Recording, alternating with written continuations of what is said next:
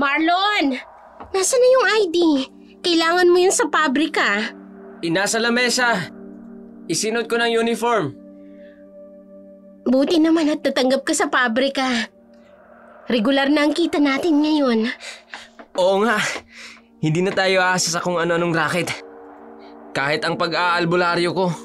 Oh, eto na ang tanghalian mo. Huwag kang mahuhuli sa first day mo. Tulong! Tulungan niyo kami! Sino kaya yun? Ang aga pa. Marlon! Nandiyan ba si Marlon, ang albularyo? Sandali po! Huwag muna. Malilate ka sa pabrika. Marlon! Marlon, salamat na abutan kita. Ang anak ko, kinagat ng aswang kagabi. Pasensya na po, Lolo. Pero kailangan nang umalis ng asawa ko. First day niya po kasi sa trabaho. Kilala kita noon pa sa probinsya. Marami ka ng beses na tumulong sa mga kagaya ng anak ko. Ikaw na lang ang may kakayang magpagaling nito. Marlon, alas 7 ang pasok mo. Mahigpit sila sa oras doon. Imelda, kailangan nila ako. Regular na trabaho to. Hindi na tayo maghihirap kung maayos ng simula mo. Nakikiusap ako. Mamamatay ang anak ko kung hindi mo tutulungan. Imelda, patawad. Hindi ko kayang hindi tumulong. Ay, yan ang hirap sa'yo eh. Laging inuuna ang iba. Paano kinabukasan natin? Bakit hindi na lang nila dalhin yan sa ospital? Ikaw ba talagang nilapitan? Minsan lang ang pagkakataong makatulong. Ang trabaho. Bukas nandyan pa naman yan. Pero ang buhay, hindi mo na maibabalik yan. Bahala ka nga. Yan ang hirap sa'yo eh. Nagagawa mong tulungan ng ibang tao. Pero ang sarili mong pamilya, hindi mo matulungan ng umasenso. Si Marlon, kilala sa buong lugar nila bilang isang mahusay na albularyo. Kinalakihan niya na ang panggagamot sa mga tao, mula sa mga nasasapian, nababaliw, hanggang sa mga biktima ng kulam o ng aswang. Lahat ng ito'y kanyang napagagaling. Malakas ang tiwala ng mga tao sa kanya, ngunit sa likod ng kanyang tagumpay bilang manggagamot, ang asawa niyang si Imelda may sarili ring pakikipaglaban araw-araw sa buhay. 550 lahat, ate. Sandali lang po. Manong, 300 lang po kasi ang dala ko. Pwede po bang? Ay nako. Pasensya na po, ate. Hindi na po kasi kami nagpapautang. Marami na pong hindi nakakabayad. Ganun po ba? Sige, babawasan ko na lang po yung mga pinamili ko. Ay, hindi na talaga nagkakasya. Kahit gaano karaming taong natutulungan ni Marlon. Bakit parang kami mismo na pamilya niya, hindi niya matulungan? Marami nagpapasalamat sa kanya. Pero ang pasalamat ba may pambabayad namin sa mga pangangailangan? Oh, ito na po ang mga natirang pinamili nyo. 300 na lang po. Salamat po. Sa bawat hakbang ni Imelda, pabalik sa kanilang tahanan, bumibigat ang kanyang mga pinamili, hindi lang sa timbang, kundi sa bigat ng kanyang mga iniisip. Samantala, ang kanyang asawa, patuloy na nagbibigay lunas sa mga sakit ng iba. Ang kanilang sariling pamilya, unti-unting nalulunod sa kahirapan. Sa bawat araw na lumilipas, patuloy na nanggagamot si Marlon ng mga taong dinarat na ng karamdaman na hindi pangkaraniwan. Subalit, ang kakayahan niyang magpagaling ng iba tila hindi sapat sa pangangailangan nila dahil sa bigat ng kanilang pinagdadaanan. At sa gabing yun, habang tahimik ang paligid at tanging hangin ang naghahatid ng mga bulong ng gabi, darating ang sandaling hindi niya na maipagkukubli pa ang bigat ng damdamin. Imelda, tingnan mo. May hatid akong magandang balita. Magandang balita? Eto, 500. Galing sa pamilyang tinulungan ko kanina. 500? 550 nga ang groceries natin.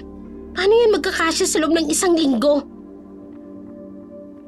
At alam mo ba ha, may tumawag dito.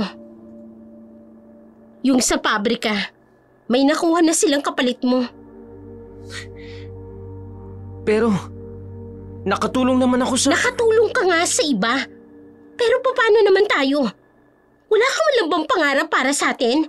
Para sa pamilya natin? Kung inuuna mo sana yung trabaho, kahit konting ginhawa lang sana, Marlon. Yan lang naman ang hinihingi ko. Wala ka bang ibang pangarap sa buhay? Na mabago man lang ang kalagayan natin? Kung inuuna mo sana yung trabaho sa pabrika, di sana sigurado ang kita. Hindi ko naman sinasadyang mawalan ng trabaho.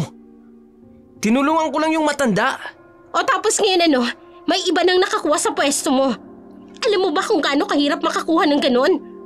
Regular na trabaho yun, Marlon. Hindi yung puro utang na lang tayo sa tindahan. Hindi ko magawang talikuran ang tungkulin ko. Tungkulin? Paano naman ang tungkulin mo sa amin? Sa pamilya mo? Hindi naman masamang tumulong sa kapwa, Marlon. Pero sana bago mo maisip na tumulong sa ibang tao, maisip mo sanang tulungan ang sarili mong pamilya. Minsan ang kahirapan, parang masamang elementong dumadapo sa isang tahanan.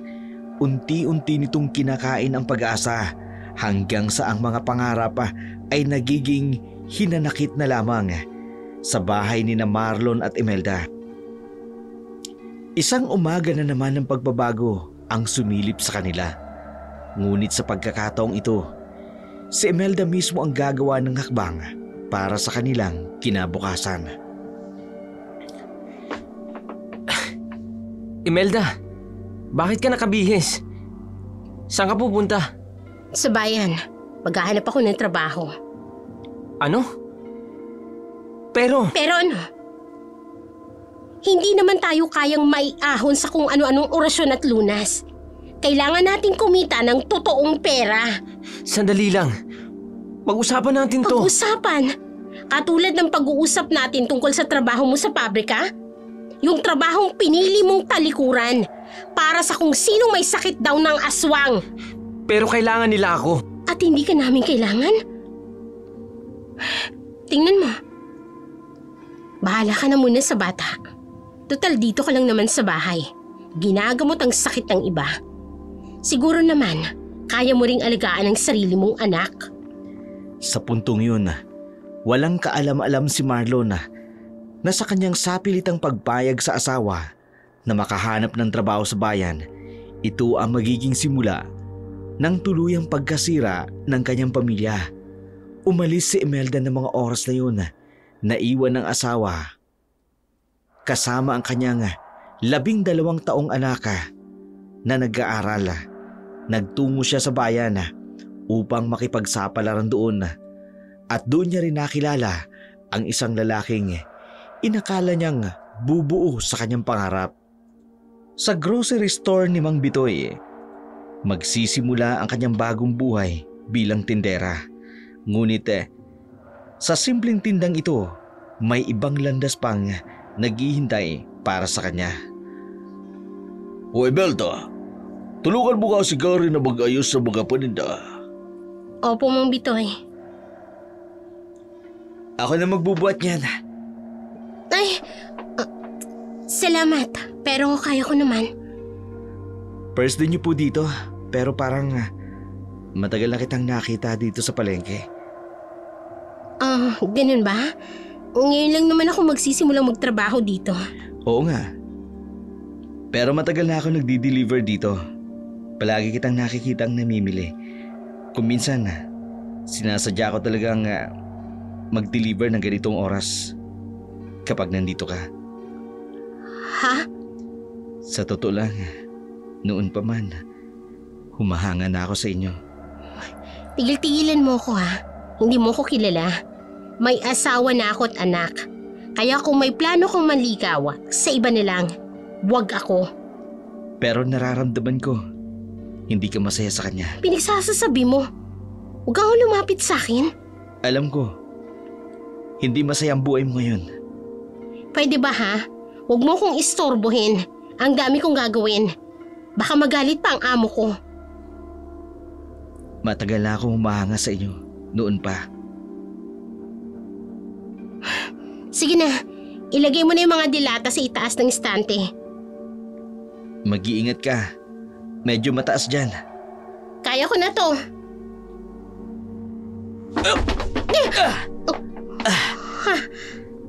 Buti na lang. Nasalo kita. Mabilis na kumilo si Gary. Nasalo si Imelda na muntikan ng mahulugan ng mga dilatang nakadisplay sa istante ng grocery store. Hindi niya agad napansin na nasa bisig na siya ni Gary at doon niya lang lalong naamoy ang bango ng lalaki. Ang kanyang mga kamay nakahawak sa matipuno nitong balikata at muli ang mabangong amoy ang bumalot sa kanyang pakiramdam. Salamat.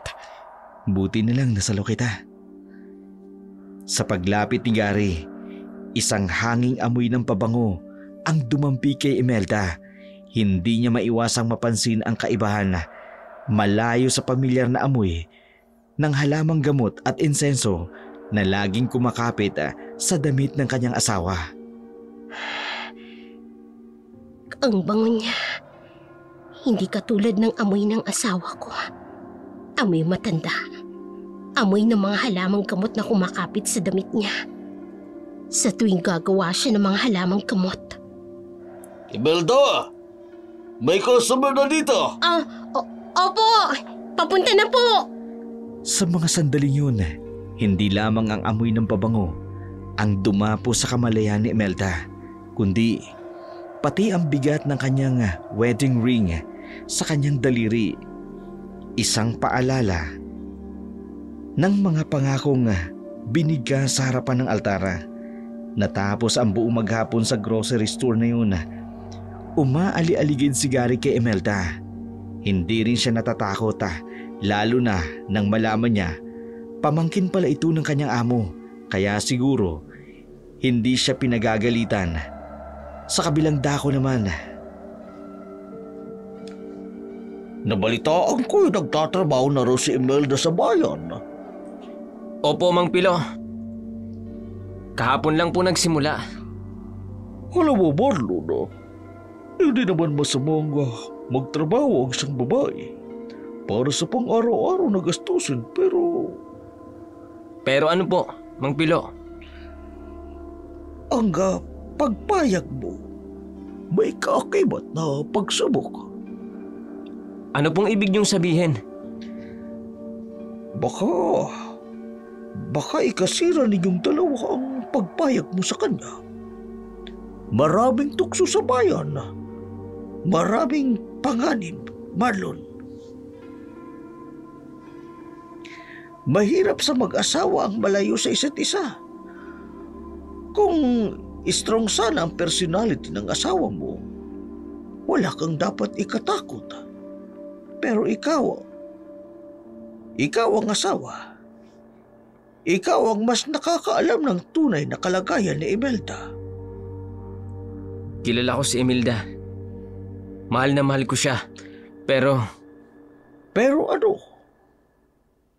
minsan, nararamdaman kong hindi na siya masaya. Nakulang pagmamahal ko. Kulang ang ginagawa ko para sa aming pamilya. Marlon, Ginagawa ko naman po ang lahat para mabuhay kami bilang pamilya. Tinutulungan ko nga ang mga tao eh. Gumagamot ako. Pero bakit parang hindi sapat? Bakit parang nawawala siya sa akin? minsan Marlon, ang pagmamahal ay hindi sapat. Kailangan din ng pang-uunawa at pagbabago. Paano po kung tuluyan na siyang magsawa sa amin? Pero wag naman sanang mangyari sa amin ang nangyayari sa iba. Naiiwan na ang asawang lalaki at naghanap ng iba. Ang tunay na pagmamahal, hindi lang pagbibigay, Kailangan mo rin makita kung ano ang kailangan niya. Kahit minsan, iba yun sa gusto mo. Masama ang loob at takot ang nararamdaman ni Marlon para sa kanyang asawa. Kaya nasabi nito kay Mang Pilo ang lahat ng hinanakit niya sa asawa. Sa pag-aakalang kapag nailabas niya na ang lahat ng sama ng loob, mapapanatag na siya.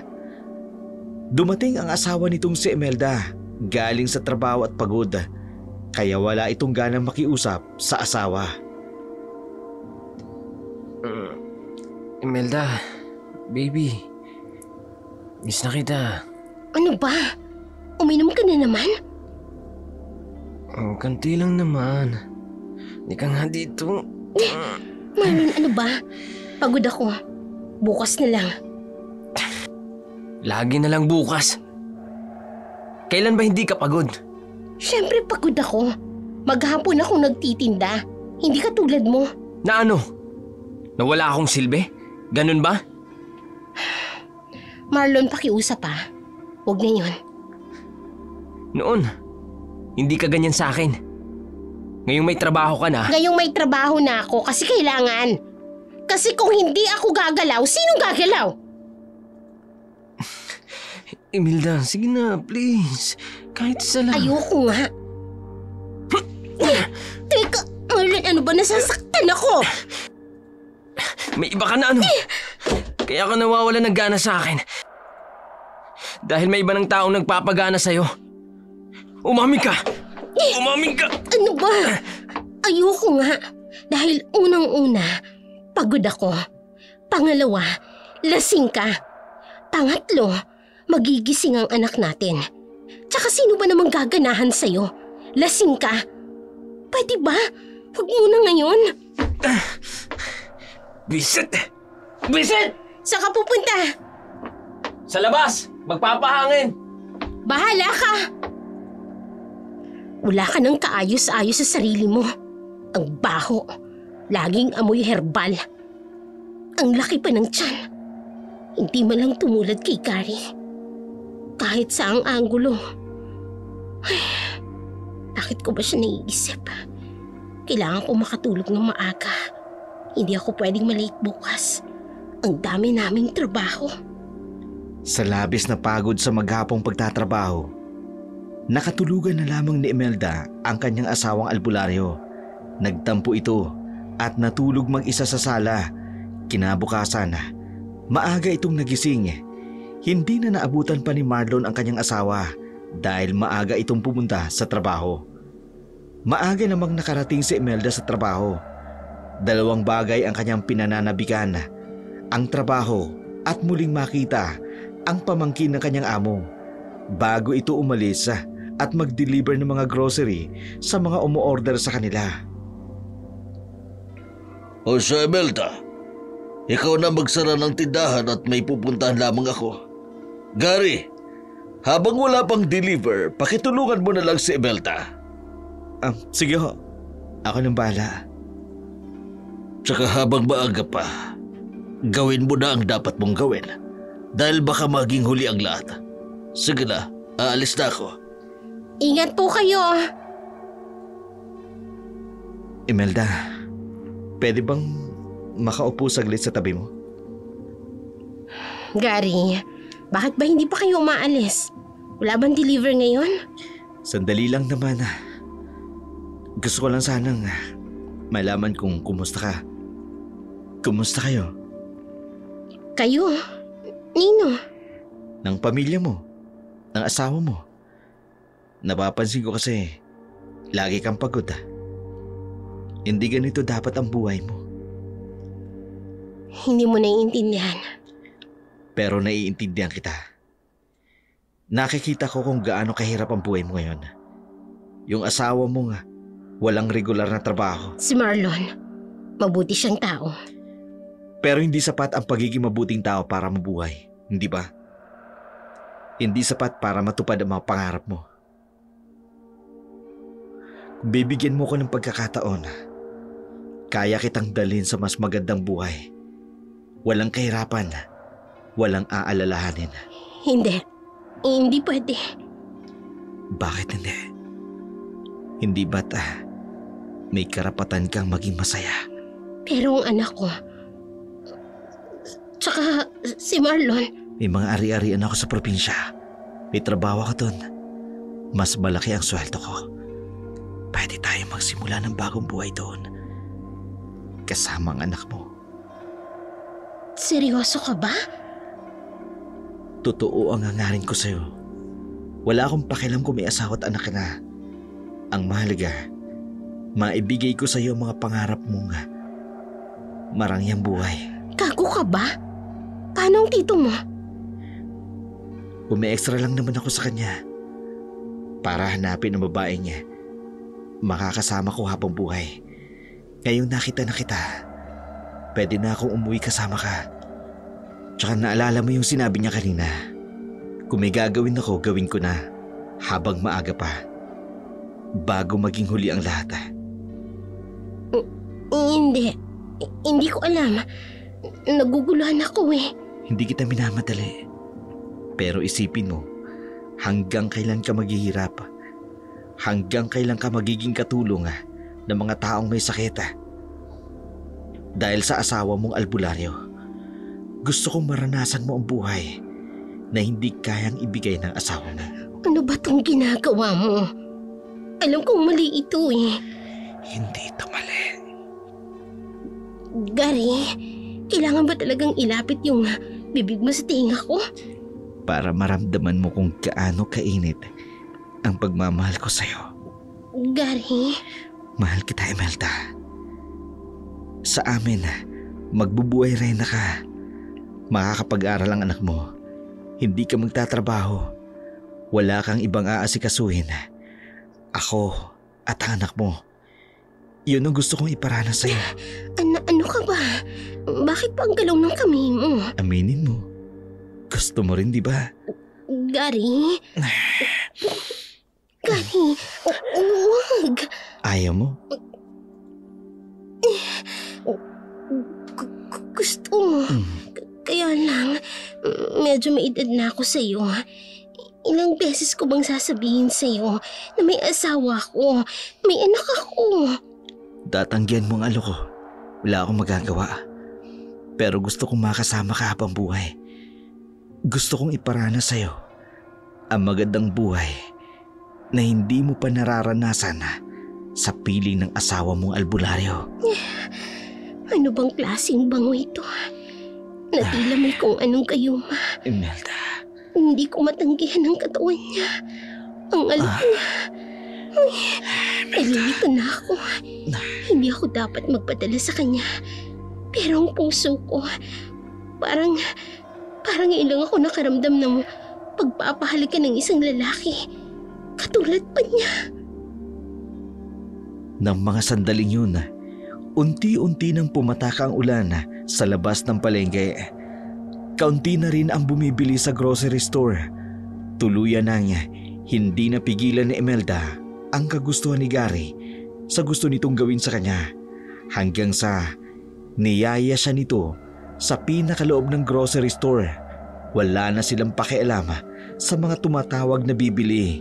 Isinara na ni Gary ang grocery store at tuluyan ng inangkin ang babae. Eto na ang titulo.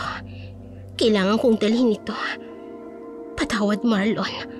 Pero hindi ko kayang manatili sa piling mo. Sawang-sawa na ako sa kahihintay sa mga pangako mo. Wala kang pangarap sa buhay.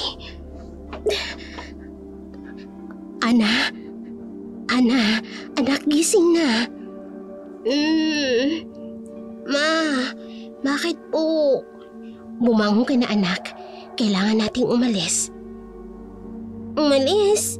Kabing-gabi na po Saan po tayo pupunta? Magtiwala ka lang sa akin, anak. May pupuntahan tayo. Paano po si Papa? Hindi po ba natin siya hihintayin? Hindi na, anak. Kailangan nating umalis bago siya makabalik galing sa kabilang baryo. Pero ma, bakit po tayo aalis nang hindi nagpapaalam kay Papa? Maiintindihan mo rin ang lahat balang araw. Pero ngayon, kailangan mo magtiwala sa akin. Bilisan mo na, Ana. Magbihis ka na, ha? Dalhin mo yung mga kailangan mong gamit. Mama, ayoko pong umalis. Paano po si Papa? Tumigil ka nga. Hindi tong tamang oras para dyan. Sumunod ka na lang sa akin. Anak, minsan lang may mga bagay tayong kailangan gawin. Kahit mahirap. Kahit na masakit. Bilis na. Baka may makakita pa sa atin. Mama, natatakot po ako. Huwag kang mag-alala. Nandito ako, ha? Hindi kita pababayaan. Halika na, anak. Bilisan mo na. Bago pa makabalik ang papa mo. Habang nanggagamot si Marlon sa kabilang barangay, wala siyang kamalay-malay na ito na ang huling gabing makakasama niya ang kanyang asawa at anak. Nagmamadali naman ang mag-inang naglakad patungo sa kalsada. Sa highway, nakaparada ang isang traka na maghahatid ng mga grocery ng tindahan. Sumakay ang mag-ina.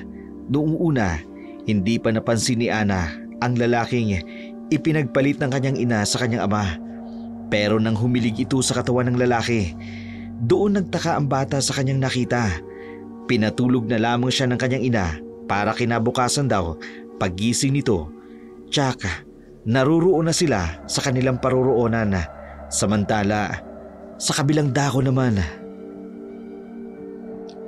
Oh, Romeo. Gumaling na ang anak mo. Makakatulog na ng mahimbing. Maraming salamat. Di ko alam kung anong gagawin ko kung hindi ka tumulong.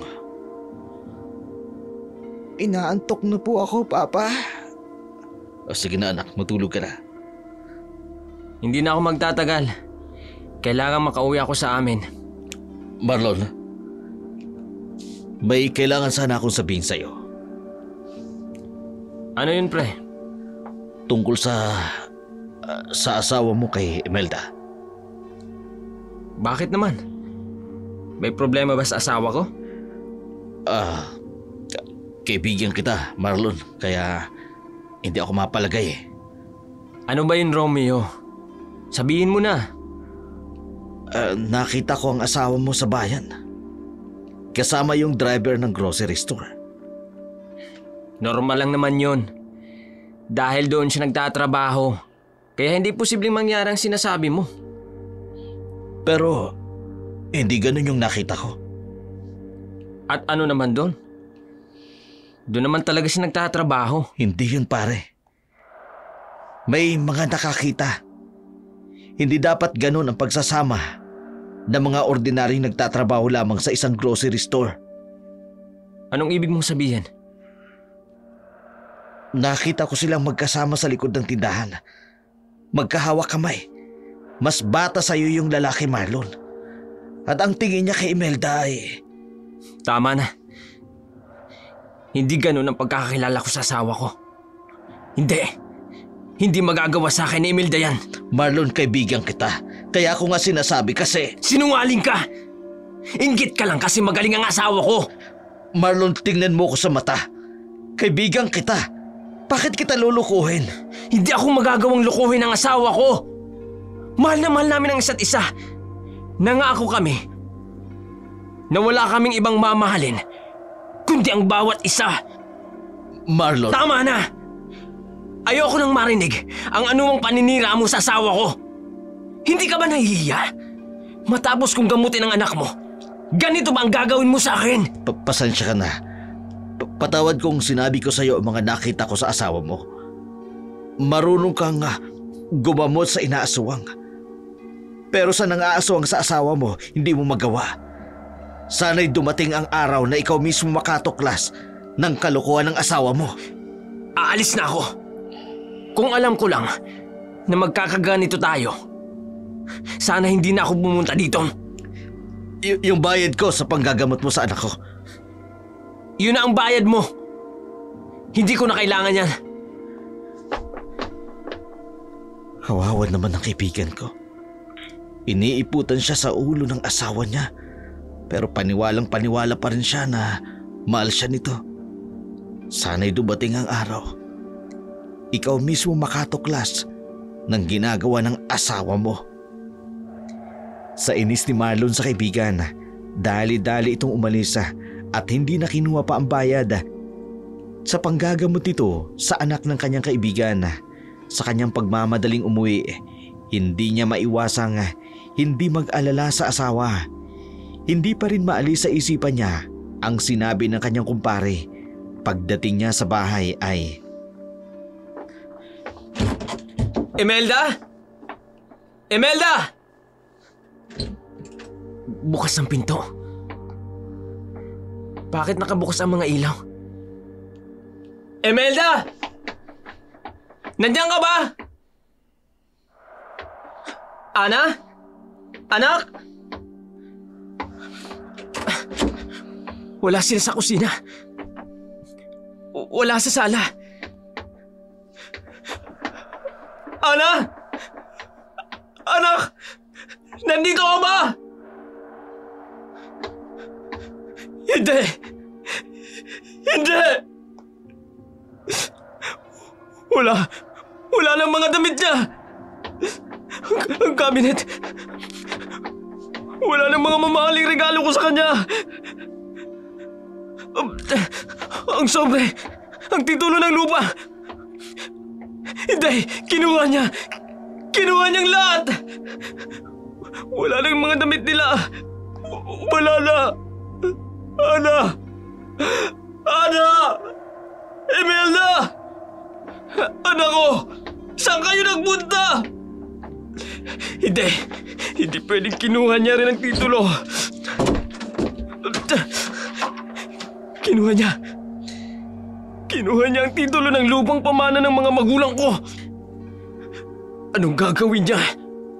Ang SPA na binigyan ko siya ng authority para sa lupa namin noon ng mga sandaling hindi ko kayang kumilos para sa sarili ko. Bakit mo ginawa sa akin to, Imelda? Ginawa ko ang lahat para maayos ang pamilya natin, ang buhay natin. Iniwan mo lang ako. Ang masaklap, kinuha mo pa ang titulo ng lupa. Anong plano mo sa buhay, Imelda? At sinama mo pa ang anak natin sa katarantaduhan mo!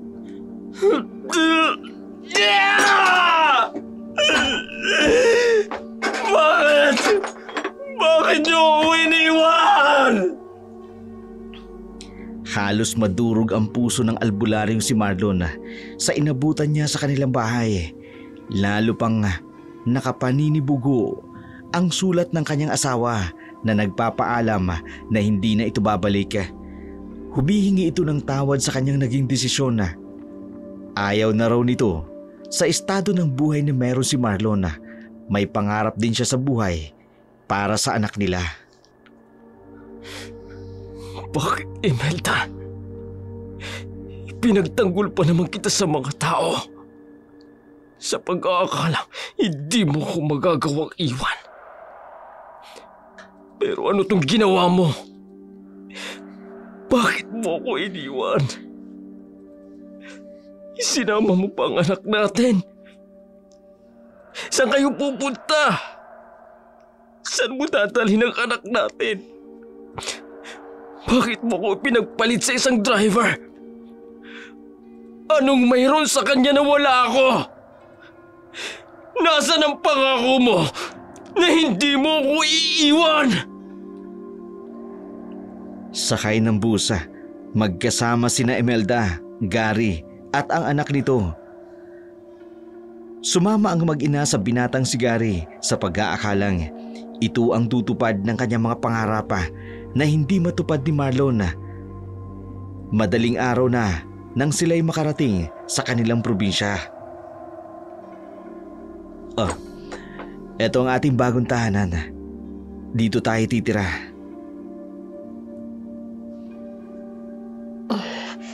Ang layo naman ng lugar na to, Gary. Sandali lang ha.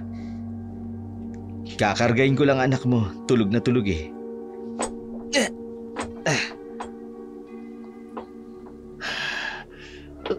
Bakit parang ang tahimik? Ganyan talaga rito, mahal. Probinsya eh. Gary, napansin mo yung mga kapitbahay? Parang nagsisipasok sa loob ng bahay nila nung dumating tayo. Huwag mo nang pansin yan. Hindi lang sila sanay na may bisita ko. Pero, kakaiba yung mga tinginan nila eh. Hindi ba nakakapagtaka yun? Sabi nang huwag mo nang pansinin eh.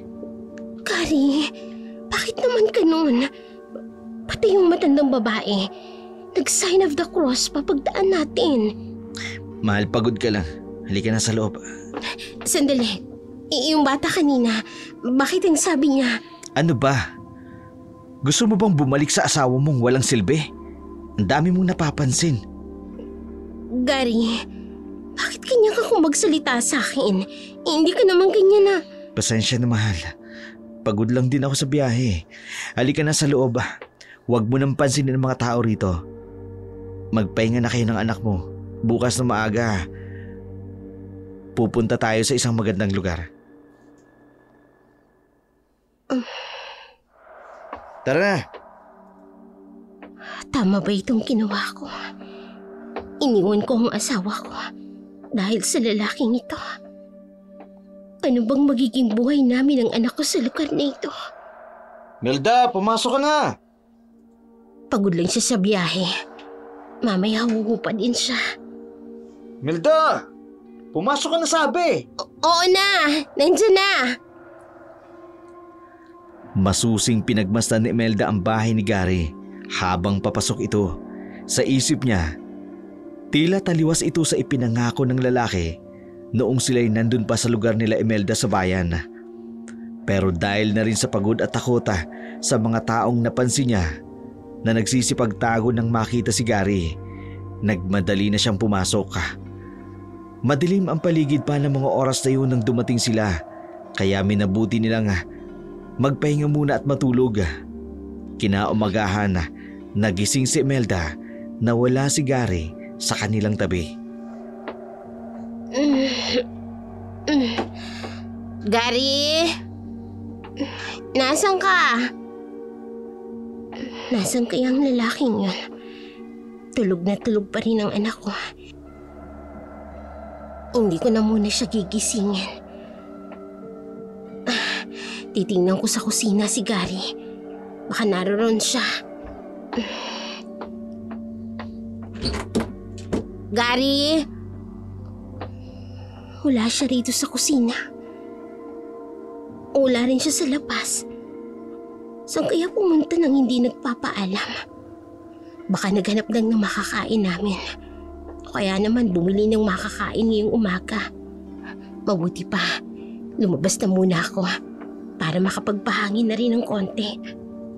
Sa ating dayon, may isang uri ng aswang na mas mapanganib sa lahat. Ang abwak. Hindi tulad ng ibang aswang na kumakain lamang ng laman. Ang abwak, kinakain, pati na rin ang kaluluwa. Mapanlin lang sila. Magagaling magpanggap. Karamihan sa kanila. Napakagwapo, di kaya'y napakaganda. Mapangakit ang tinig. Matamis ang mga salita. Umagang-umaga, pagmamarites ang inaatupag nila dito. Dinadala nila ang kanilang biktima sa lugar na malayo. Sa lugar na walang makakakilala sa kanila.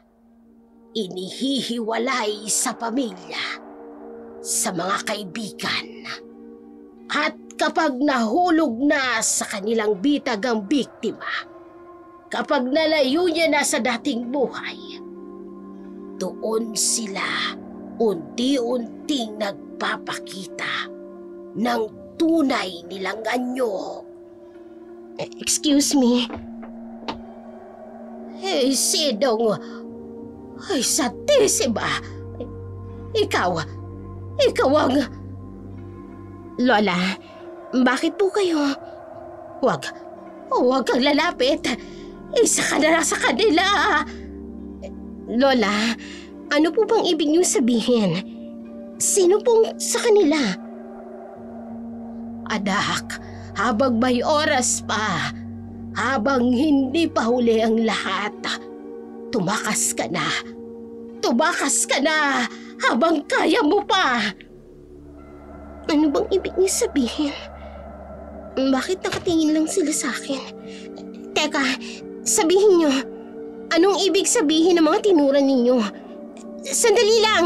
Huwag kayong umalis! Sagutin niyo muna ang tanong ko! Bakit niyo sinabing tumakas na ako habang maaga pa? Habang kaya ko pa? Sandali lang po!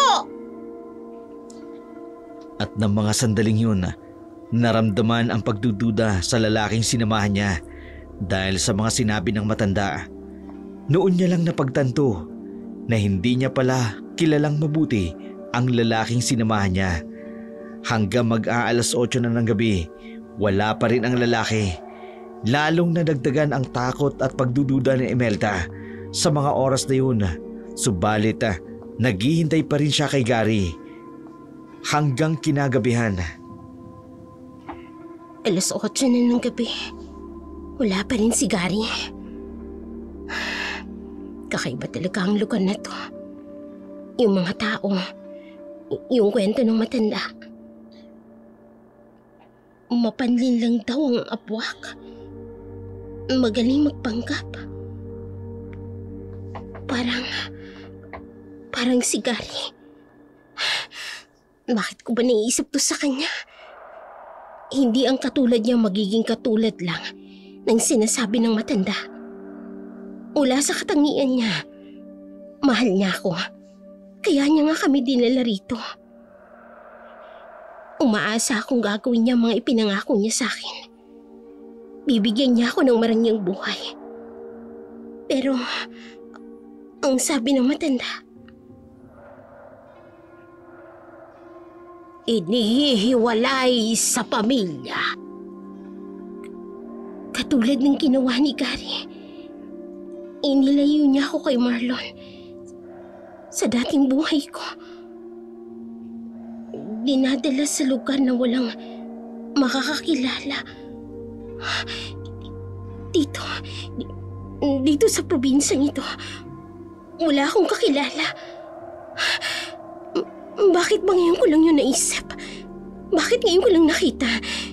Yung mga tao lumalayo, yung takot nila. Si Gary, sino ka bang talaga? Tsaka, nasan ka ba? Bakit hanggang ngayon hindi ka pa rin bumabalik? Nasan ka na ba? Yung matanda.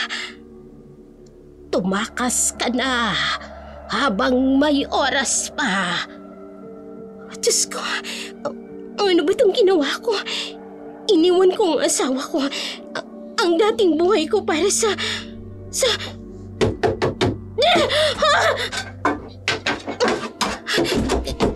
Gary! Gary, ikaw ba yan? Gary, magsalita ka! Ikaw ba yan? Nanay? Ano po yun? Anak, baka pusa lang na gumagalaw sa dingding. Ayaan mo na. Wala pa po ba si Tito Gary? Wala pa nga eh. Nanay, nakakatakot naman po dito.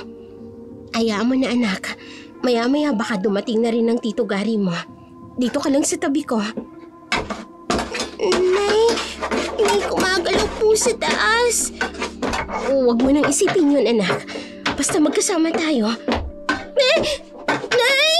Shhh! Tahimik lang tayo, ha? Tahimik lang. Diyos ko, ano bang klaseng lugar to? Ano ba itong pinagdalhan sa amin ni Gary? Umalis na kayo habang may magagawa pa kayo. Totoo ang sinasabi ng matanda. Pinapaalis niya tayo kanina habang maaga pa. Pero wala akong nagawa. Hinintay ko pa rin ang Tito Gary mo.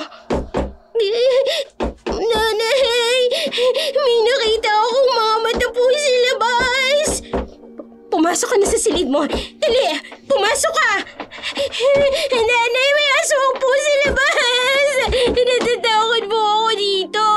Nasa na po kasi si Tito Gary. Nay, may aswang po. Diyos ko, anong gagawin ko? Nay! Nay, tulungan niyo ako! Bitiwan mo ang anak ko! Bitiwan mo ang anak ko!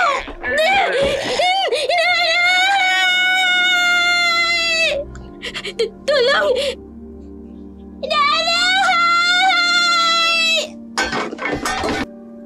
Imelda, ipasok mo na ang anak mo sa loob. Bilisan mo!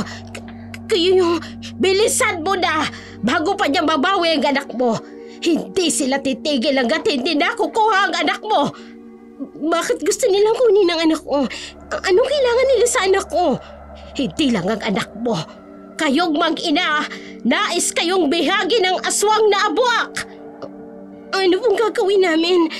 Dali na, wala nang oras. Kailangan yung umalis. Pero bakit po? Abwak siya. Si Gary, hindi siya tao. Mama! Yung mga ingay na yan, mga kasama niya yan, nandito sila tuwing gabi, kumakain. Kumakain? Nagtao at kaluluwa, katulad ng ginawa niya sa mga dating dinala niya rito. Narinig mo? Paparating na siya, pati na ang mga kasama niya. Kunin mo ang anak mo, madali ka! Melda! Huli na. Nandito na siya. Anak! Anak! Ay, Diyos naming makapangyarihan sa lahat. Lukuban niyo kami. Proteksyonan niyo kami laban sa masasamang loob. Sa gitna ng gabing yun, natuklasan ni Imelda ang tunay na mukha ng taong pinili niyang pagkatiwalaan. Sa bawat segundo na lumilipas, unti-unting nababaon ang mag-ina sa isang bangungot na hindi nila inakalang mararanasan, kasama ng matandang si Elena na may kakayahan ng pagiging albularyo na nagbabantay sa kanila para hindi na makapanakit pa ang abwak na nagnanais manalakay sa kanila. Hindi naman nakapasok ang mga aswang dahil sa mga pangontrang dala ng matandang si Elena. Hanggang sa dumating ang bukang liwayway, nagsipag-alisa na rin ang mga aswang, kaya namayani ang katahimikan. Wala nang mga abwak. Pasalamat kayo at meron pa akong mga pangontra sa aswang. Salamat sa Diyos at natapos din ang gabing yon. Aling Elena, kung hindi po kayo dumating kagabi, hindi ko alam kung anong mangyayari sa amin ng anak ko. Huwag ka nang umiyak. Ligtas na kayo.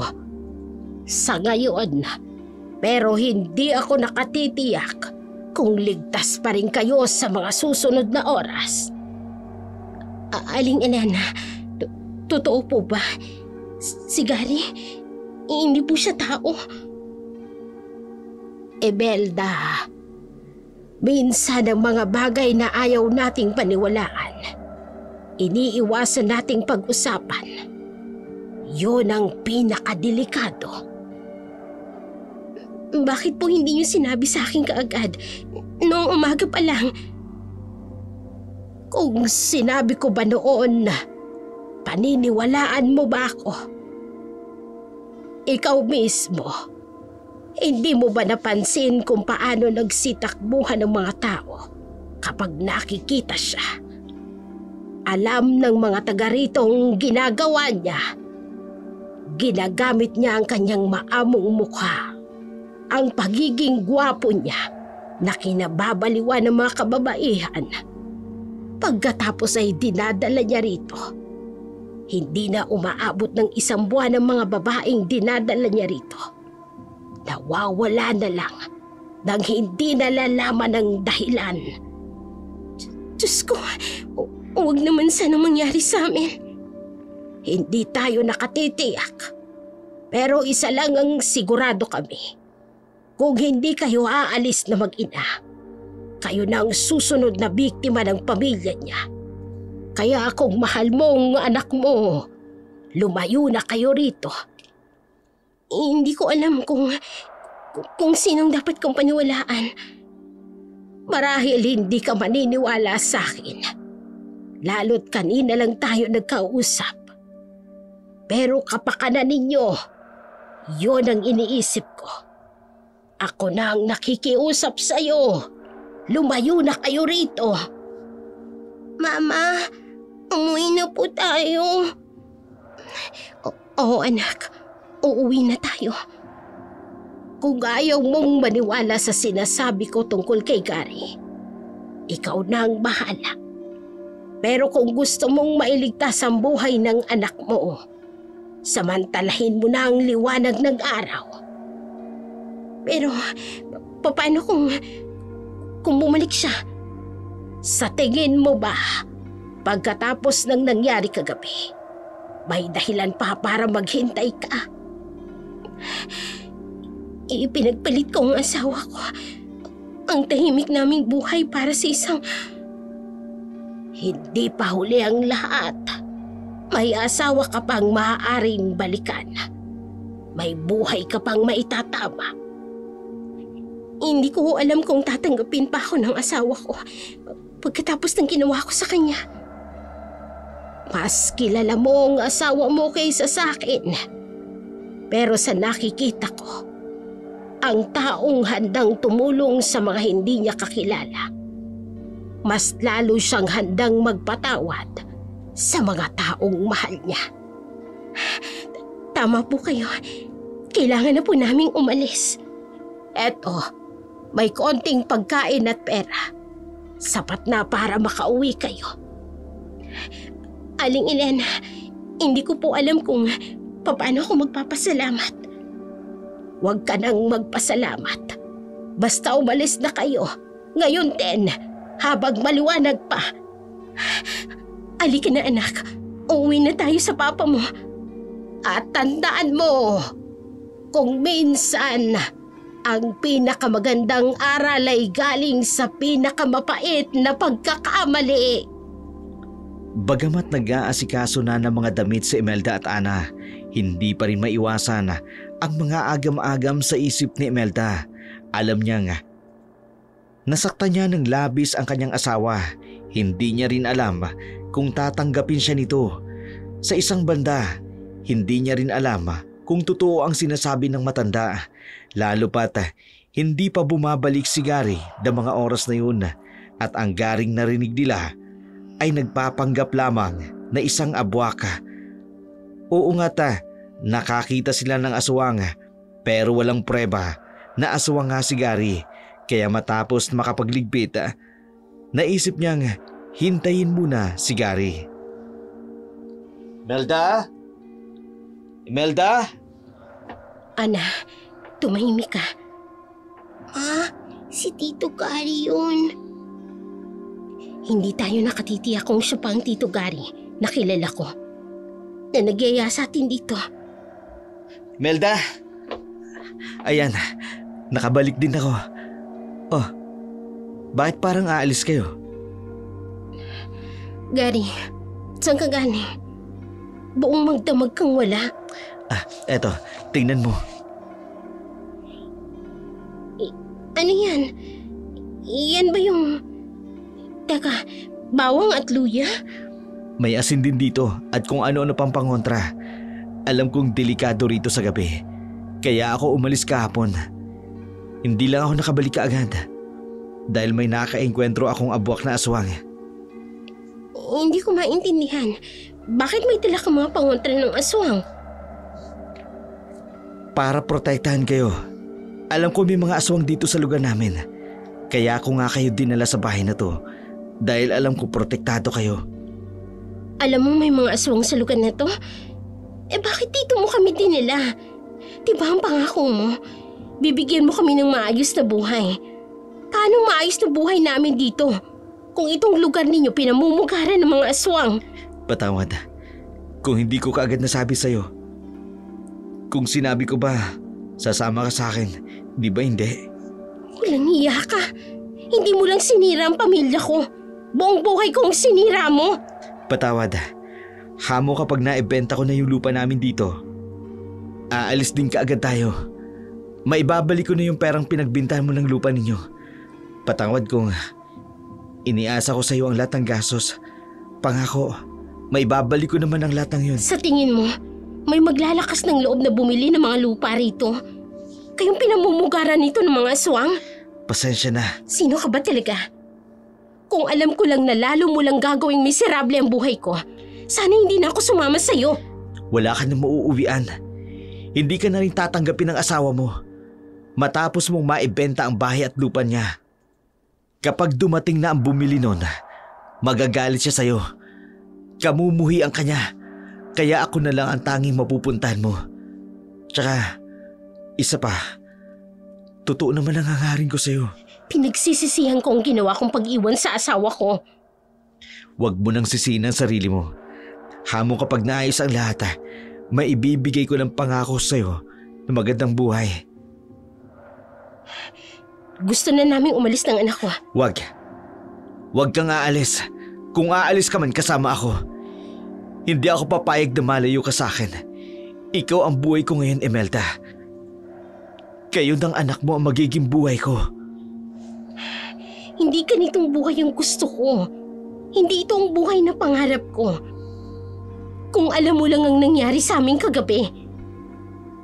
Bakit? Anong nangyari? Paano naman magiging aswang ang isang taong may dalang pangontra? Mali kaya si Aling Elena? Patawad kung hindi ako nakapagpaalam. Pero kailangan kong umalis. Para sa mga ito. Para sa inyo. Kagabi kasi, may mga aswang. Nais nilang kunin kami. Alam ko. Kaya nga ako kumuha ng proteksyon. Hindi ko kayo pababayaan. May matanda gani. Si Aling Elena. Tinulungan niya kami. Elena? Mangkukulam ang babae yun.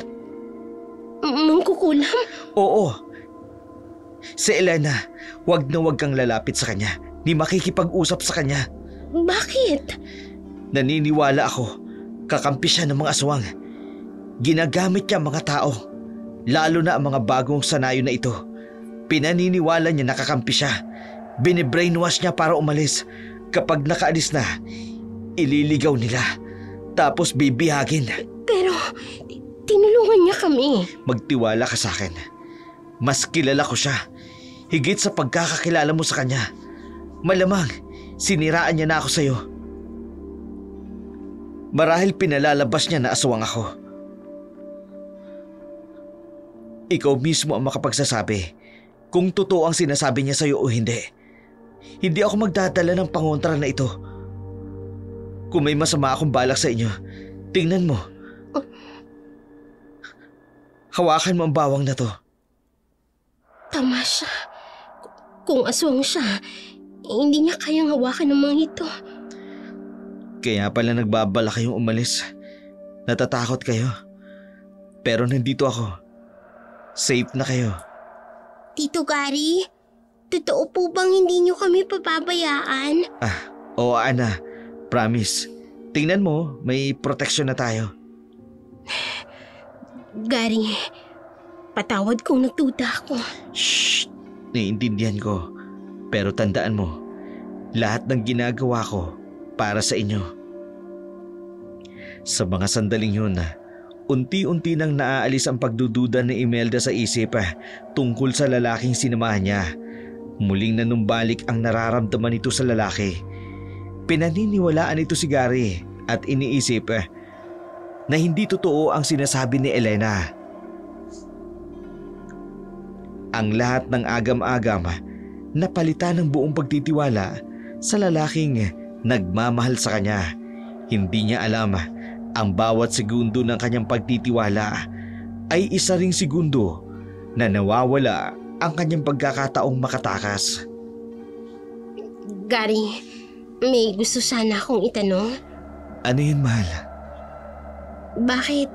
Bakit ganun yung mga tao dito? Tila umiiwas sa'yo. Yun ba? Alam mo kasi, Imelda, marami sa kanila. Lalo na yung mga kababaihan dito. May gusto sa akin noon. Sa'yo? Oo, wala namang iba. May mga kapatid sila, mga pinsan. Lahat. Gusto akong mapalapit sa pamilya nila. Pero hindi ko sila pinagbigyan. Kaya ba galit sila sa'yo? Hindi lang yun. May mga pamilya rin rito na ayaw sa akin.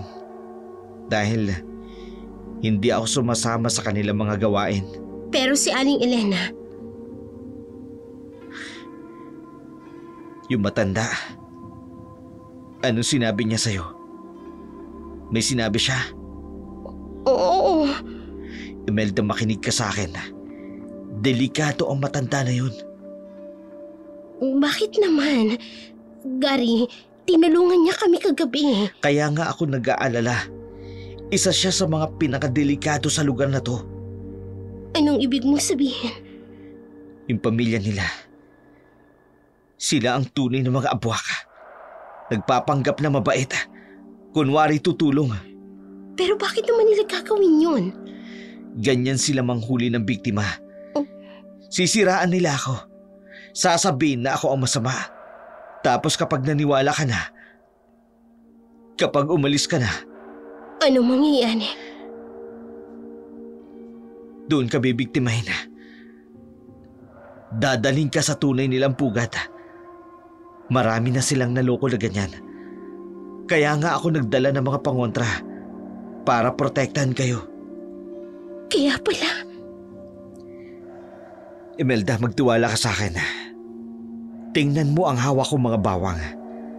Kaya ko tong gawin dahil wala ako masamang balak sa inyo.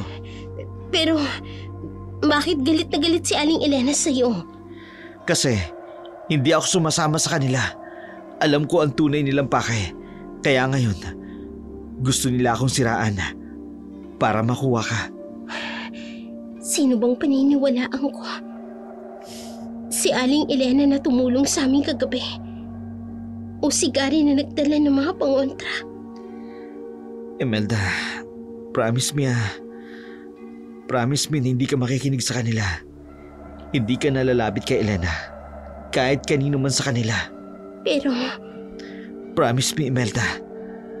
Ayoko may mangyari sa inyo ng anak mo. Alam mo naman, mahal na mahal ko kayo, diba? oo. Sige, hindi na ako lalapit sa kanila. Hindi na ako makikinig sa lahat ng sasabihin niya. Mabuti. Halika na sa loob. Mukhang uulan. Muling nagulo ang isipan ni Imelda sa mga narinig sa lalaki. Lalong naghalo sa isipan niya ang mga sinabi ni Elena at ang mga sinasabi ni Gary. Hindi niya lubos mawari ngayon kung sino ang nagsasabi ng totoo. Sa isang banda, paano niya maiisip na aswang nga si Elena? Gayong ito pa ang humarap sa mga aswang noong nakaraang gabi para lamang ipagtanggol sila.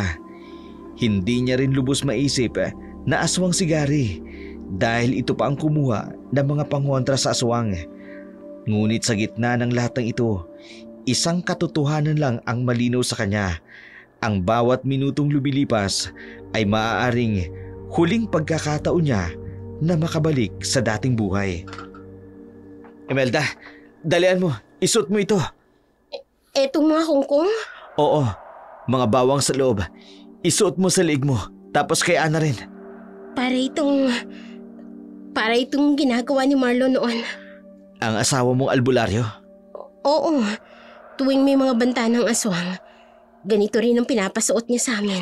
Kita mo na. Alam ko pamilyar sa'yo. Kasi tunay na proteksyon ito. Ma, parang yung ginagawa po ni Papa. Oo, tama ka, Ana. Katulad ng ginagawa ng papa mo. Para protektado tayo. Pati yung amoy, parang ganito rin yung gamit ni Marlon. Natural. Lahat ng yan. Lahat ng tunay na nakakaalam ng pangontra, ganito ang paraan. Kung ganon, Hindi ka nga siguro aswang. Siyempre hindi. Tingnan mo, oh. Hawak ko na ang lahat ng to. Kung aswang ako, hindi ko kakayanin to. Bilis na. Isuot nyo na ang mga yan. Malapit ang dumilim. Anak, isuot mo na to. Katulad ng pinapasuot ng papa mo sa'yo noon. Mama, miss na miss ko na po si Papa. Ana, naiintindihan kita. Pero sa ngayon, kailangan mong maging matapang para sa mama mo. Tama si Garing, anak. Kailangan nating maging matapang. Mabuti. Naisip kong bumili ng mga ganito. Marami sila ngayon. Paano mo nalaman? May mga palatandaan. Katulad ng sinabi ng asawa mo noon, di ba? Oh, oo nga. Ganyan din si Marlon mag-isip. Tingnan mo to. Katulad din ng ginagawa ng mga albularyo, di ba? Oo, halos pareho nga. Magtiwala ka na sa akin, Imelda. Hindi ako katulad ng sinasabi ni Elena. Kung masama ako, bakit ko gagawin to? Bakit ko pa kayo poprotektahan? Tama ka. Patawarin mo ko sa pagdududa ko, Gary. Halina kayo sa loob. Nagsisimula ng dumili ang paligid. Basta tandaan nyo, ano man ang mangyari, walang aalis sa loob ng bilog na gawa ko. Sa bawat pamilyar na ritual, sa bawat kilalang galaw, sa bawat kilalang amoy ng mga pangontra, lalong nalilimutan ni Imelda ang mga babala ni Elena. Hindi niya napapansin na ang bawat hakbang ng pagkumpiyansa kay Gary, isa ring hakbang paglayo sa katotohanan. At sa dilim ng gabing yun, habang nakaupo sila sa loob ng bilog na gawa ni Gary, hindi nila alam ang mga pangontra ng aswang ay siya rin palang bitag na gagamitin sa kanila.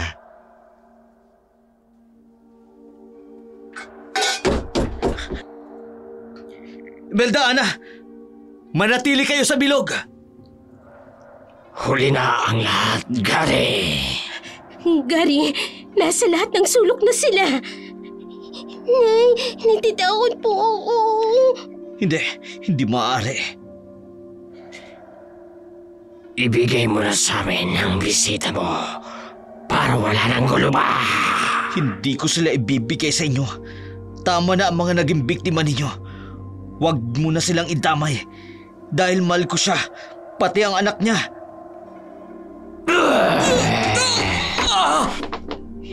Nang sasapitin mo, kung patuloy kang makikipagmatikasan, makipagtulungan ka na lang para hindi ka mapahamak.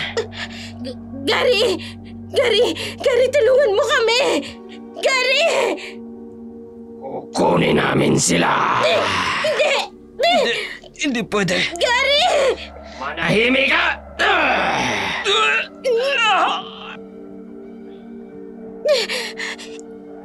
Nay, pinali po niyo lang kamay ni Tito Gary.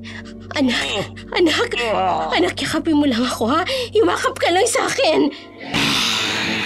Salamat sa pagdala mo sa kanila sa lugar na ito. Ngayon, wala ka nang magagawa para pigilan kaming kunin ang dalawa. Kunin sila! Nanay! Bitiwan niyo kami! Hindi! Gary! Tulungan mo kami! Hindi ko kayo papayagan. Bitiwan niyo ang anak ko! Gary! Tulungan mo kami! Hindi ko kayo papayagan. Baka nang magagawa! Gary! Diyos ka! Gary, tulungan mo kami! Gary! Papa! Tulungan mo kami! Oras na ng hapunan! Gary! Hindi. Kailangan kong makabangon dito. Hindi ko kayo papayagan. Salamat sa regalo, Gary. Ang sarap siguro ng kaluluwang pinaghandaan mo para sa amin. Ano? Anong ibig sabihin? Hindi mo pa rin ba naiintindihan? Sige! Hindi sa amin! Hindi pwede. Kari, hindi. Buong paniniwala ko na totoong sinabi mo. Ikaw pala ang totoong kakampi ng mga aswang na to. Kung alam ko lang, sinunod ko na sana si Aling Elena. Dali na ang dalawa dyan sa dapat nilang paglagyan! Bitiwan niyo ako! Ano ba? Bitiwan niyo kami! Kari! Kari, tulungan mo kami! Tulungan mo kami! Patawad. Hindi ko kayo naprotektahan. Patawad, Imelda. Ako sana paniwalaan mo. Mahal kita. Sa gitna ng mga basag na muebles at dugo ang sahig, nakahandusay si Gary, sugatan, duguan, tila wala ng buhay.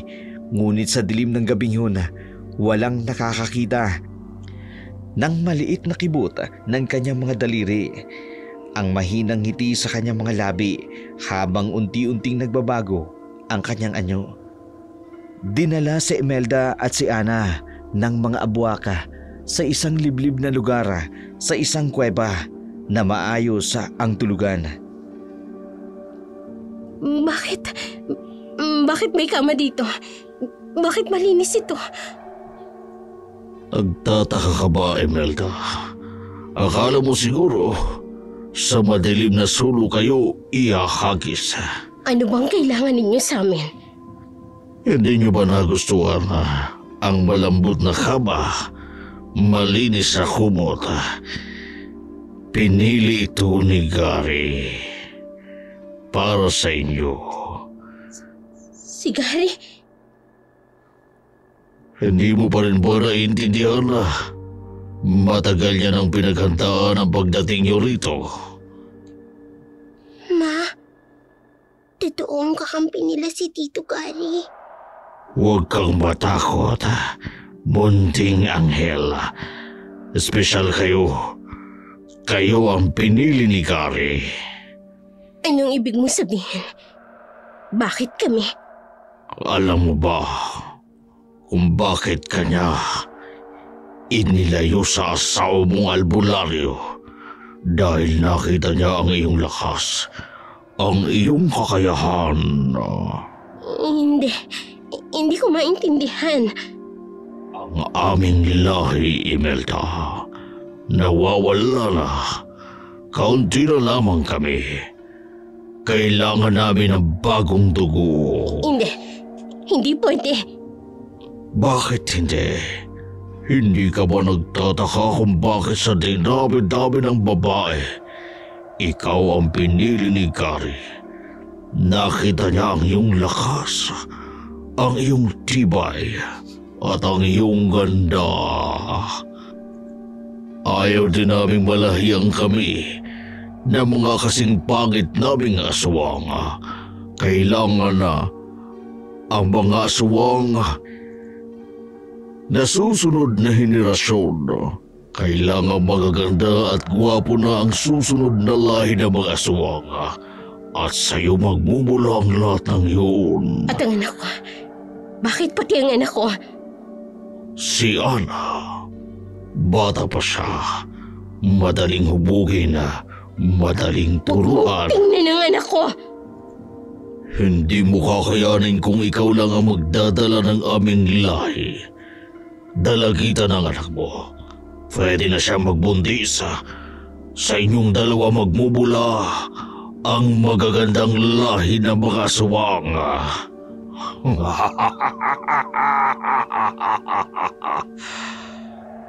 Hindi mo na kailangang lumaban, Imelda.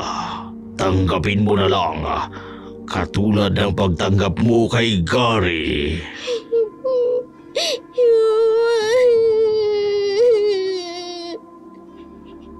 Ginawa mo to. Ginawa niyong lahat to. Hindi mo ba naiisip? Wala nang kahirapan, wala nang gutom. Magiging bahagi kayo ng isang mas malaking pamilya at makapangyarihan. Ito ang buhay na ipinangako ni Gary sa'yo, di ba? Maayos at marangyang buhay. Hindi. Ayoko. Wala ka ng pagpipilian, Imelda. Pinili ka namin. Pinili ka ni Gary para maging ina ng mga bagong magagandang lahi at gwapong lahing aswang. Hindi mangyayari ang gusto mo. Hindi ako papayag. Hindi! Lalong hindi kami papayag na pangit na lahi pa ang magsusunod na henerasyon. Ikaw maganda at ang anak mo, kaya sa'yo magmumula. Sa isang madilim na bahagi ng kuweba, umalingaw-ngaw ang sigaw ni Imelda. Habang mahigpit niyang yakap ang kanyang anak, unti-unting bumabaon sa kanyang isipan ang bawat sandali na kasama si Gary, bawat ngiti, bawat pangako, at hakbang papalapit, isang kapalarang mas masahol pa sa kamatayan, ang maging ina ng mga nilalang na nanginginain sa dilim. Sa kabilang dako naman, nagkaharap sina Gary at Elena. Hindi ka pa rin nagbabago, Gary. Hanggang ngayon, nagdadala ka pa rin ng mga inosenteng kaluluwa sa mga apuak. Hindi mo naiintindihan. Hindi naiintindihan. Tulad ng hindi ko maintindihan kung paano mo nagawa yun sa anak ko. Aling Elena, nakikiusap ako. Tumahimik ka! Hindi ka pa ba nakontento? Hindi pa ba sapat ang ganak ko? Gayon, pati ang mag-inang walang kamalay-malay, ipapahamak mo rin. Wala akong magagawa. Hawak nila ang buhay ko. Buhay mo? Buhay mo! Paano naman ang buhay na sinira mo? Ang buhay ng anak ko! Kapag sumuway ako, papatay nila ako. Hindi mo ba naintindihan yun? Gusto ko mabuhay at yung pagsunod ko sa kanilang paraan para manatili akong buhay. Manatiling kaakit-akit sa paningin ng mga kababaihan. At mas mabuting mabuhay ka at magbigay ng mga inosenteng buhay sa kanila. Anong gagawin ko? May magagawa ka pa, Gary. Kailangan mo silang labanan. Labanan? Hindi mo ba nakikita kung gaano sila kalakas, makapangyarihan? Sinubukan kong labanan sila matapos kong malaman ang plano nila sa anak mo. At itong pilat na ito sa aking balikat, bakas ng kanilang bagsik na muntikan ko ng ikamatay. Hindi mo sila matatalo dahil hindi mo sila nilalabanan. Natatakot ka lang. Paano ko sila lalabanan? Ito na ang pagkakataon mo, Gary. Pagkakataon mong bumawi para sa anak kong ipinahamak mo sa mga abuak. Paano kung hindi ako magtagumpay? Tingnan mo ang batang yun. Si Ana. Hindi ka ba naaawa sa kanya? Matutulad siya sa anak ko. Mapapahamak rin siya. Tama na. Tingnan mo si Imelda. Isang ina, tulad ng maraming naging biktima mo. Kailan ka titigil, Gary? Ilang buhay pa ang kailangan mong sirain? Hindi ko sinasadya. Hindi ko ginusto. Pero ginagawa mo pa rin ang paulit-ulit. At ngayon, may pagkakataong kang iligtas sila. Paano kung mamatay ako? Mamamatay kang may nagawa ng tama. Hindi tulad ng anak ko. Namatay nang dahil sa'yo nang walang laban. Wala kang ginawa.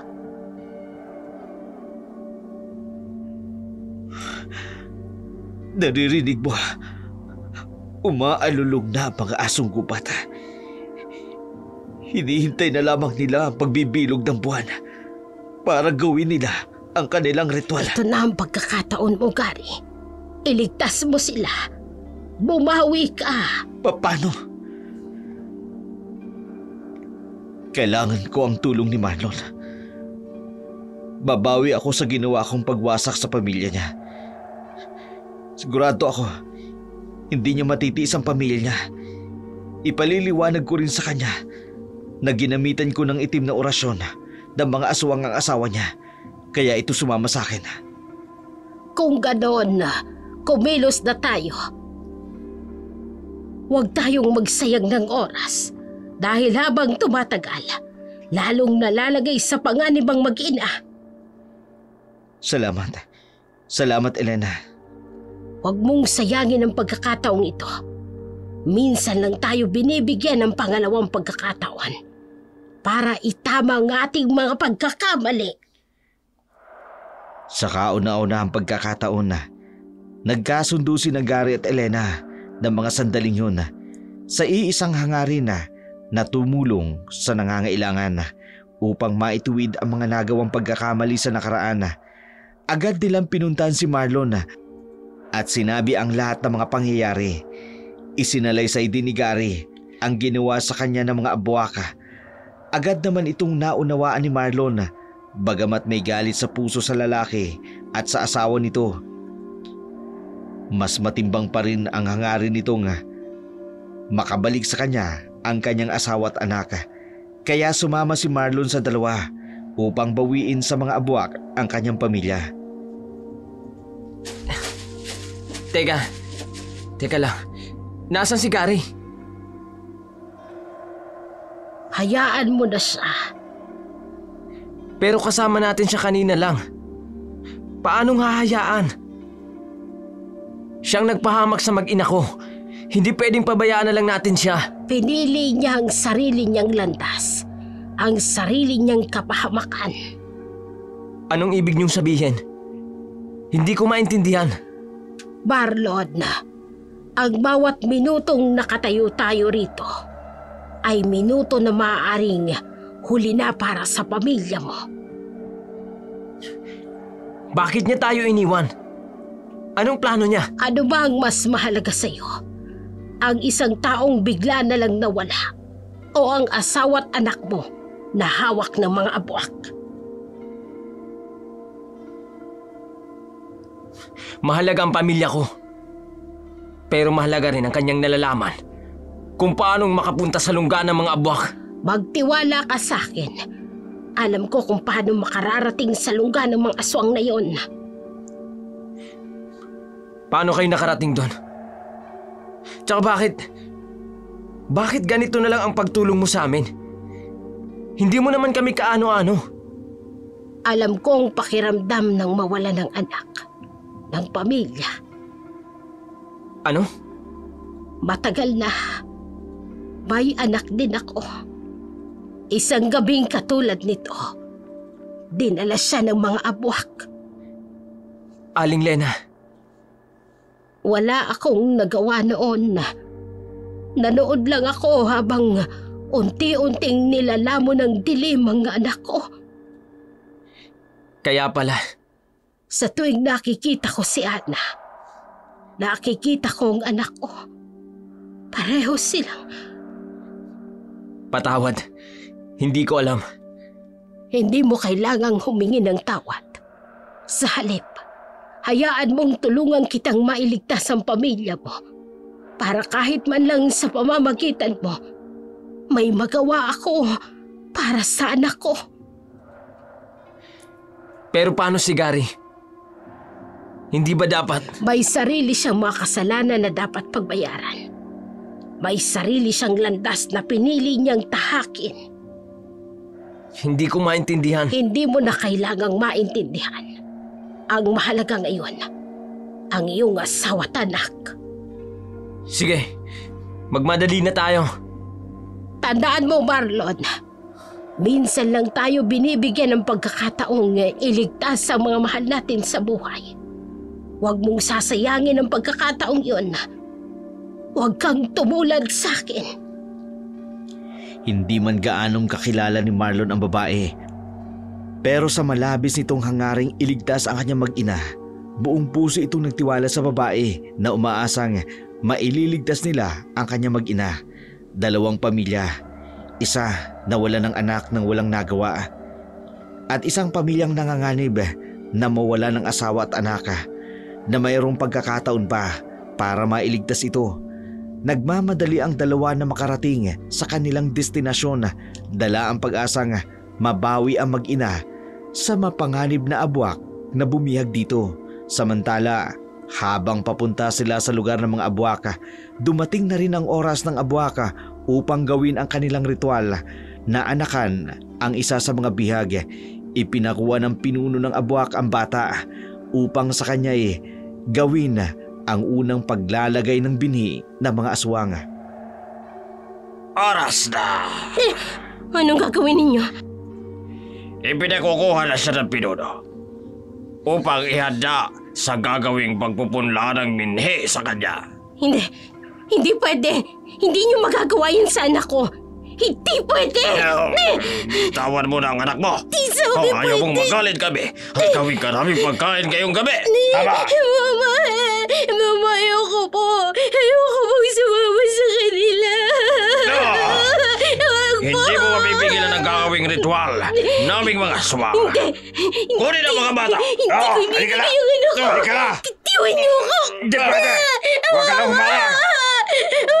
Magsisimula ang ritual! Siya ang unang isasalang! Titiwan mo ang anak ko! Ana! Huwag ka na sabing pumigil! Hindi! Anong gagawin niyo sa kanya? Anong gagawin niyo? Aanakan ng aming pinuno para paramihin ang aming lahi! Diyos ko! Hindi! Gawin niyo na ang lahat sa akin! Ako na lang! Huwag kang anak ko! Huwag kang anak ko! Hindi! Mama! Siya ang gusto ng pinuno! Ayoko! Mama! Halika na! Ana! Anak ko! Ana! Ang anak ko! Ibalik niyo sa akin ang anak ko! Napakabata pa niya para maranasan ang karumal-tumal na to. Anak ko! Ako ang may kasalanan. Ako ang nagdala sa anak ko rito. Dahil sa kaangalan ko at sa kasakiman ko. Sa pagkabulag ko sa katawan ni Kari, sa mga pangako niya. Sa amoy niya na parang sinisilo ako. Hindi ko na kayang makawala. Ito na ang naging bunga ng mali kong desisyon. Ako may kasalanan. Ako ang dapat magdusa. Hindi ang anak ko. Hindi ang anak ko. Mama! Anak! Ang anak ko! Ibalik niyo sa akin ang anak ko! Maawa kayo! Ang anak ko! Ay, Diyos ko! Ano ba itong ginawa ko? Impyerno. Dinala ko ang sarili kong anak sa impyerno. Patawad, anak. Patawad. Hindi ako karapat-dapat na maging ina mo. Marlon, patawarin mo ako, asawa ko. Hindi ako nakinig sa'yo. Pakiusap. Kahit sino dyan, tulungan niyo ang anak ko. Iligtas niyo ang anak ko. Ay, Diyos ko. Kung may paraan lang, kung pwede lang ibalik ang oras.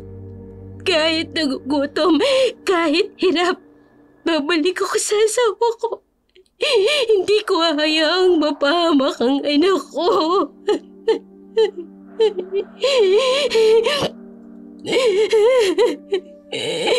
Ano bang klaseng ina ako? Ipinagpalit ko ang anak ko para sa pangakong hangin. Ipinagpalit ko ang tunay na pagmamahal para sa kasinungalingan. Anak! Makiusap, Diyos ko. Kahit ako na lang, huwag na ang anak ko. Huwag niyong paparamihin ang lahi niyo sa anak ko. Pakiusap! Wala nang nagawa si Imelda. Nalasapin ang bunga ng kanyang ginawang pag-iwan sa asawa. Sa ginawa nitong ipinagpalit ang asawang albularyo sa isang bata at mas mabango at inakalang mas may pangarap sa buhay. Ang bawat sigaw ng kanyang anak ay parang kutsilyong tumatarak sa kanyang puso, isang masakit na paalala sa mga pagkakamaling hindi na mababawi pa, sa mga desisyong nagdala sa kanila sa lugar ng kapahamakan. Halika na bata. Kailangan mo maging malinis at mabango ang iyong katawan. Pakiusap po. Ayoko po. Gusto ko na po umuwi. Wala ka nang mauuwian. Ito na ang iyong bagong tahanan. Ito ang tahanang pinapangarap ng iyong ina. Ito ang ipinagpalit niya sa iyong ama. Magbubuhay reyna kayo rito. Hindi po. Hindi ko po gusto to. Ayoko po. Pwede ka nang magsilang. Pwede ka nang magbuntis, hindi ba? Hindi ko po kaya yun. Sisihin mo ang iyong ina. Po.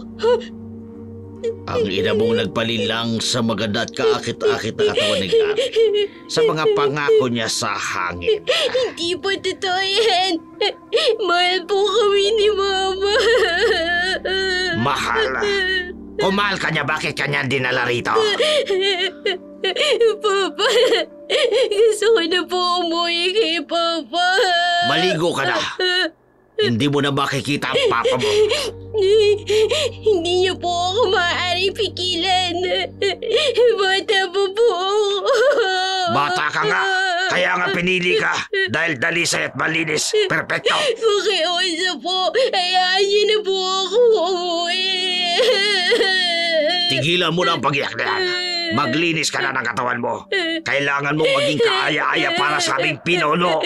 Papa, tulungan mo ako. Hindi ka niya na maririnig. Wala nang makatutulong sa'yo. Halika na. Halika na. Maglinis ka na. O gusto mo bang masaktan ang ina mo?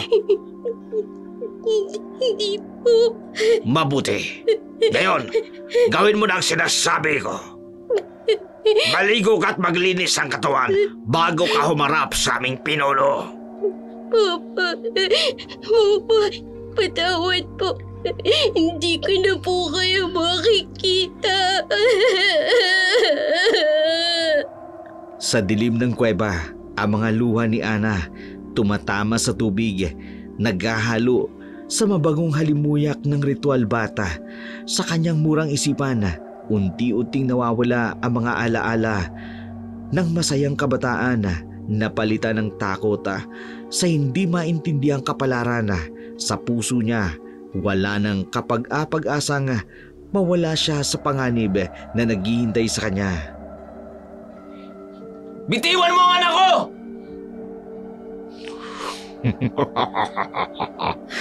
Ang albularyo na iniwan ang pamilya niya. Hindi ako aalis hanggat hindi ko sila kasama! Tingnan mo ang sarili mo. Isang simpleng albularyo laban sa akin na makapangyarihan. Ang tunay na kapangyarihan ay hindi sa bilang ng kasamahan, kundi sa lalim ng pananampalataya. Sapagkat albularyo man akong maituturing, pero ang lakas ng aking kapangyarihan ay nagmumula sa Diyos na aking sinasampalatayaan. Pananampalataya? Pananampalataya mo ba? Nakakain ba ng pamilya mo yan? Kaya ba nitong bigyan ng magandang buhay ang asawa mo? Ginamitan mo siya ng itim na orasyon. Nilason mo ang isip niya. Patayin siya! Sa ngalan ng may kabal!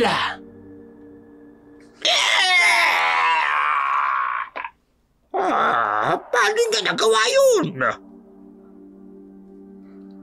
ang liwanag ng aking sandata! Hindi! Hindi sapat ang orasyon mo! Humanda ka sa gagawin ko!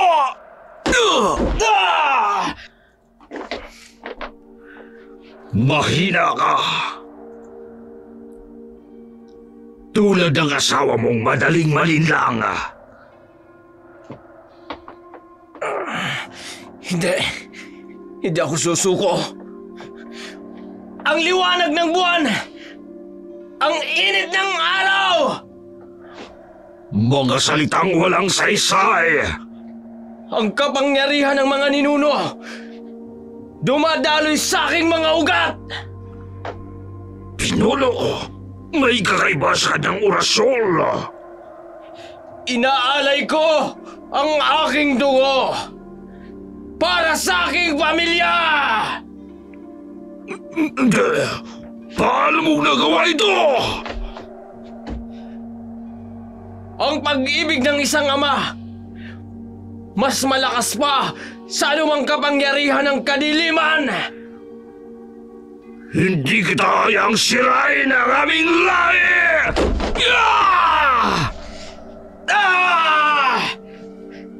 Tingnan mo kung gaano ka kahina. Hindi mo kayang ipagtanggol ang sarili mong pamilya. Magsasama-sama kayo na magigigampol ng aming lahi. Ang anak mo, magiging ina ng bagong lahi ng mga buwak. At ang asawa mo, magiging reyna ng kadiliman. Hindi ko hahayaang mangyari yan! Mamamatay ka! Hindi! Matatamaan si Marlon! Hindi! Imelda! Wag! Imelda!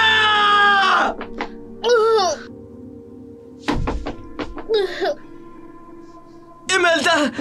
Imelda, mahal ko! Marlon, patawad. Imelda, bakit mo ginawa to? Bakit? Ako may kasalanan ng lahat. Ako dapat magdusa. Hindi ikaw, hindi ang anak natin. Hindi, mahal! Lumaban ka! Ayusin natin ang buhay mo, pamilya natin! Kailangan pa natin iligtas si Ana! Hindi! Imelda! Hindi ka dapat mamatay. Kaya kitang buhayin. Sumama ka lang sa akin. Hindi. Mas kukusin ka pang mamatay kaysa mabuhay na kasama ko. Pinili mo siya na hamak na albularyo kaysa sa akin. Marlon, asawa ko. Patawarin mo ko sa lahat ng kasalanan ko. Imelda, huwag ka magsalita, mabubuhay ka! Hindi ko na-appreciate ang pagmamahal mo. Inanap ko ang kayamanan. Pero ang tunay na yaman, nasa piling mo pala. Imelda, mahal kita. Kahit anong mangyari. Pinagsisisihan ko ang lahat. Ang pagtalikod ko sa iyo sa pamilya natin. Hindi mo ba nakikita? Mamamatay ka lang sa tabi niya. Ako, ililigtas kita. Bibigyan kita ng buhay na pinapangarap mo. Hindi mo kayang iligtas. Dahil ikaw ang sumira ng buhay ko. Mahal, huwag ka magsalita, ililigtas kita. Tatawarin mo ko. Hindi ko na-appreciate yung simpleng buhay natin. Naghangad ako ng kayamanan. Pero kayamanan ay ang pagmamahal mo. Ang anak natin, si Ana, iligtas mo siya. Hindi ako mapapalagay hanggat hindi siya ligtas. Iligtas mo siya. Iligtas mo. Iligtas natin siya. Sabay. Kaya mo to, Imelda! Marlon, alam mo ba, noong una kitang nakilala, hindi ako naniniwala na may albularyong kising kuha mo. Imelda! Imelda! Imelda! Gumising ka! Imelda! Hindi! Hindi! Imelda, bakit ka sumuko? Bakit kayong napatawad na kita? Kayong magkakasama na tayo ulit? Nagkamali ako sa iyo, Gary. O dapat kong sabihin, pinuno ng mga abuak. Ngayon, Marlon, gamitin mo ang medalyon. Anong ka? Sa ngalan ng mga ninuno, ng mga badal na espiritu. Mga walang kwentang orasyon! Ang dilim ay magliliwanag. Ang kasamaan ay matutubok! Ano itong nangyayari? Sa ngalan ng liwanag! Sa kapangyarihan ng pag-ibig! Hindi pwede! Sapagkat ang lahat ng bagay sa langit at sa lupa, Hindi! Huwag! Nakikita man o hindi, Hindi ako makawala! Nananatili ang kadiliman sa akin! ang may kapangyarihan ay nilikha ng Diyos at para sa Diyos ng liwanag, natutubok sa lahat ng uri ng kadiliman at kasamaan. Hindi! Hindi!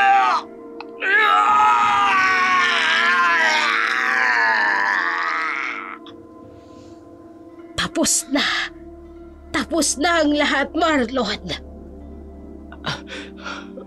Ana, ang anak ko. Ligtas na siya. Iniligtas ko na siya, Marlon, bago pa mangyari ang lahat ng ito. Minsan pang pinatunayan na walang magagawa ang dilim sa ngalan ng liwanag. Sa pagsikat ng araw, nagsimula ang bagong buhay para kina Marlon at Ana. Ang kanilang paglalakbay pauwi ay hindi lamang sa kanilang tahanan, kundi sa bagong simula, isang buhay na mas simple ngunit puspos ng tunay na pagmamahal.